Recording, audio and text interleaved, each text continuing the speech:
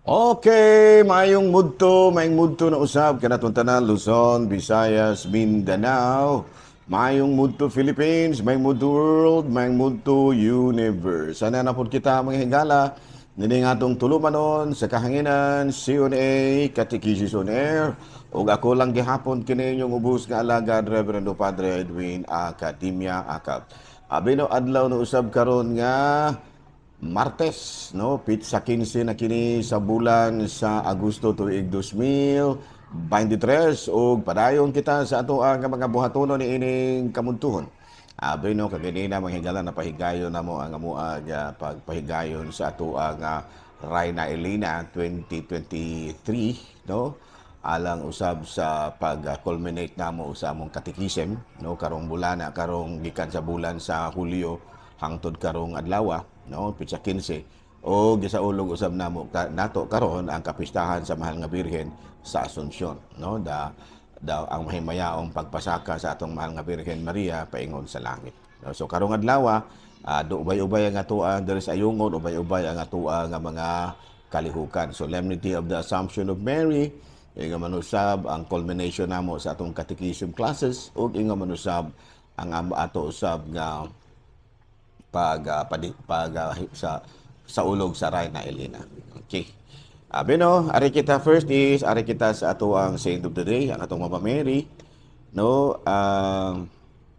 Kining naadtong tuig 1950 pitsa uno sa Nobyembre, si Pope Pius XI, no, formal nga gideklara ang dugma kabahin sa pagpasaka sa atong Mahal nga Birhen lawas ug kalag, the Feast of the Assumption of Mary.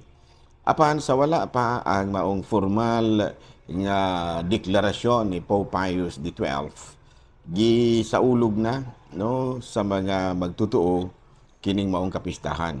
Gidawat o gipalambo sa usa ka katolikong simbahan, no. Nya binasi kini sa basahon sa gipadayag Kapitulo 12. Unya, nagpakita ang usa ka dakong tilimadon dito sa langit. May usa ka babae nga nagbistig adlaw, nga tunog sa bulan ug gikoronahan siya. No, sa nya adtong pipila nga dunay pipila nga moingon nga ang mahal nga ang maong babae kuno nagsimbolo sa nasod sa Israel. Apan atong gitan-aw ang mahal nga birhen nga mao ang embodiment of the people of God. No, kaya mao nga kung sa kung atong tanawon ang pagpasidungog sa mahal nga birhen, no, hingpit nga kinaiya sa tinuod nga katawhan sa Dios busa giila usab nato ang mahal nga birhen Maria nga atuwa sa langit. Sa ikaduha, si Kristo human siya nabanhaw gibayaw sa langit. Ang mahal nga birhen mao manusab, no, tungod kay si Kristo, tungod kay si Mama Mary nakaambit man sa pagka-Diyos ni Kristo, muna nga siya nahimo usab nga misaka usab siya, gipasaka siya paingon sa langit, lawas o kalang. So karong adlaw, gisaulog na to ang Solemnity of the Assumption of Mary. Abino, ari kita maghinga, wala lang usa kita karoy Saint of the kining kuan ha, kanang CBCP News, medyo apigi tagamay. Yala tay mga pangutana, no, doon na kita mga pangutana, no, kabahin sa ato ang atong pagtuo sa Dios, no. Labi na gyud sa ato ang pagtuong Katoliko. Abi no unang pangutana, Padre, naa ba sa Biblia nga kung magampo gyud ta magdagkot gyud og kandila?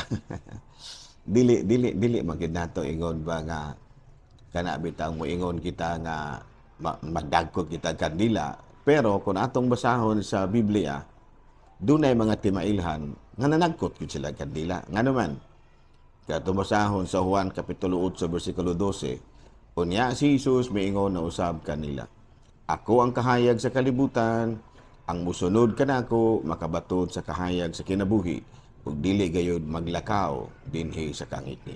O sa ato pa, klaro kaayo nga si Kristo ning nitaangkon nga siya mao ang kahayag. Unya sa Juan Kapitulo 9 versikulo 5, samtang ani apa ako sa kalibutan, ako ang kahayag sa katawhan. Sa ato pa doon kahayag nga gisgutan, no, O mao kini ang matuod nga kahayag nga moanay sa kalibutan ang mag-iwag sa tanang tawo, no? Matud pa sa Juan kapitulo 1 bersikulo kining bersikulo 9. Yan. Anong kandila man gyud nga kahayag ang gisgutan, anong kahayag kandila man gyud. Mao man kana ang gidagkutan sa matud pa mao man kana ang naandan nga gidagkutan aron pagpakita nga kita ilang mga sumusunod nga atong gisgutan usab, no? Sa ato pa sa kining kandila man gud, no, dili kay kita may unang nagdagkot ini. Ang unang nagdagkot og kandila mao gyud ang mga nahauna kanato, no? Ang mga sa ato pa na early Christians ba. Nya kita gasunod ra man punta nila muna nga kita pud mismo nagdagkot pud tag kandila timaan sa kahayag ni Kristo. Kaya na doon na magutay connection sa mga karaan ba. 'Di ba? Doon na magutay connection sa mga apostoles, doon na magutay connection sa mga church fathers, apostolic fathers, mga kaobispuhan. Kaya doon na magutay connection sa mga apostoles o sa mga kanhi mga Kristiyanos, early Christians. So muna nga ug sa ilahang mga naandan nga buhaton sa una, mao ra puya tuwa. Kining uban ron nga mga sikta nga wala sila connection sa mga karaan nga mga Kristiyanos, wala gid sila na mga dagkot og kandila ngano man kay wala man sila connection. Ana no? Unya sa ikaduhang sulat ni Pablo ngadto sa Tesalonica, busa mga igsuon, ang pingi ang mga tradisyon nga among gitudlo kaninyo pinaagi ba sa wali o sa bukat o sa sulat. Sa ato pa kuan gyud kanang ug unsay mga naandan ato lamang subayon. Ato lamang subayon ha. Muna siya. So unya kung ato pong tan-awon sa libro sa gipadayag, mabasa po nato dito kining mga kandilero. Dunay mga libro nga dunay mga basahon sa kan nga naghisgot og kabahig mga kandilero. Sa ato pa kay dunay may bulutangan og kandila, duna gyud po'y kandila, no? Kaya ano man magbutang-butang ba daay kag kandilero o nya wala kay kandila. Kandilero meaning butanganan og kandila. Okay? Klaro ba? Okay.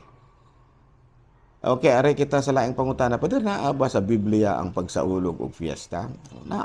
Daghan kayo mga fiesta nga gisgutan sa Biblia. Sa Leviticus kapitulo 23 bersikulo 5 naghisgot og fiesta sa pagsaylo. Sa Leviticus 23:1 hangtod sa 44 gihisgutan ang kapistahan sa pangani, kapistahan sa bagong tuig o kapistahan sa matud pa balay-balay or bayang balay-balay. So daghang kay mga kapistahan nga gihisgutan sa Biblia. So kung maingon kita nga pista lang hisgutan, patindaghan ang pista sila, no, sa Biblia. Pero ato ang fiesta wala na tanay ning mga pagsaylo, pangani, pangilin sa bagong tuig, pangilin sa balay-balay tungod kay doon naman gud kitay mga tradisyon sama sa giingon diri sa ikaduhang Tesalonica kapitulo 2 bersikulo 15 nga ang ilahang gisaulog sa mga Kristiyanos mga kuana kana bitang pagpasidungog sa mga kapistahan nga subay sa kinabuhi ni Kristo na, no? Kay matud palagi si Kristo magyud ang katumanan kadto pa ang atong mga kapistahan nga gisunod mao na gyud ang mga panghitabo sa kinabuhi ni Kristo sa iyahang inahan ug sa iyahang mga sako. Panlitan si Kristo, isaulog na to si Kristo sa pista sa iyang pagkatao kanang Pasko. Isaulugan nato ang mahal nga birhen sa pista sa iyahang mga pagpakita o pagpasidungog kaniya, no? Pista sa Asunsyon pares karong adlaw, pista sa Immaculada Concepcion, ano sa iyahang pagagipanamkon nga walay buling sa sala. Ug ato pong gisaulog ang kapistahan sa mga sumusunod ni Kristo, pista sa mga apostoles. Ngano man Kristiyano naman ta, dili man ta na ang ato ang pagtulunan dili naman hingpit gyud nga Judaismo. Kanang mga pagsaylo, pangini sa Judaismo pa man na. Pero ato blended na ning ato og sa kuan pa na blended learning, no? Ang ato ang tradisyon nga gisunod Judeo-Christian tradition. Sa to pa Kristohanon ug Hudiyo nga mga pagtulunan. Okay? Abi no, ug mga adlaw mabalik gyapon ta sa atong pagtulunan ha. Medyo busy-busy karong gamay gan mahigala kay ganina. Among gisaulog ang kining processions mga bata Doon na po tayo ginagmay nga mga kalihukan sa mapatla, kung uban pa. Pero, ano pa na yan, gyapon nato ang ato ang katekises. Okay, klaro? Nahala, di na lang ako kutob. Ako lang gyapon kini yung ubos ng alagan, Reverendo Padre Edmond Damon. Manamilit na usab kaninyo, manalangin ka nato ang Diyos, magkagahong tanan, Amahan, Anak, Espiritu Santo. Good noon, Pilipinas!